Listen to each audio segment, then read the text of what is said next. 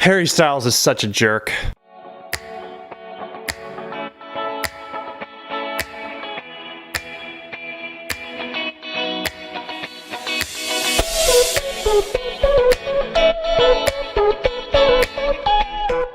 The Oscars are coming up, and if you're a movie nerd like me, then you actually kind of care about what got nominated for Best Picture. One of the 9 nominees this year is Dunkirk, a true war story set in World War II and directed by Christopher Nolan, a director that many would say can do no wrong. Dunkirk was a financial success and it earned really good reviews, but is it good enough to win Best Picture? No, it isn't.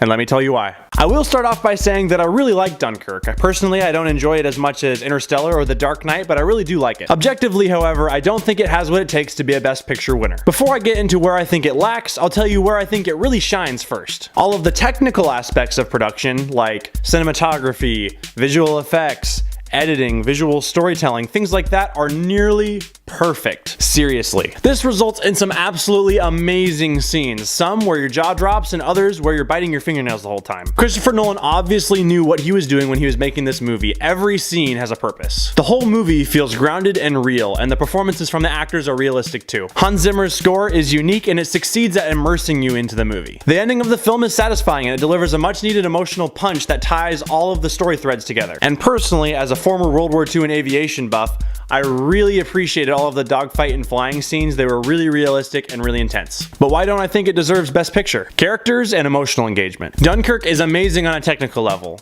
but character development is where it falls flat. It has an ensemble cast that has 3 different story threads going at once, so that makes it hard to begin with. And the characters are well acted, but we never actually spend enough time with one of them to get to know them or care about them. They don't really have a well-developed arc either. They're just kind of a lens for the audience to look through to see the events of Dunkirk. As a result, they're shallow, basic, and they lack depth. And the biggest consequence of this is that it limits the audience's emotional engagement in the story. For the first 2 acts of the film, I appreciated all of the technical aspects of the movie that were really, really good, but I didn't feel invested in any of the characters, and I didn't feel like I knew them. In the 3rd act, the emotions and the development are kicked up a notch, but not enough to save the first 2 acts. As a result, the first 2 acts are very boring for anyone who isn't a film nerd or a history buff. This key downfall is what I think holds back Dunkirk from being Best Picture material. A Best Picture winner needs to be technically sound and also emotionally engaging. A story with characters that the audience invests in. Is Dunkirk a good film? Yes, it's very, very good.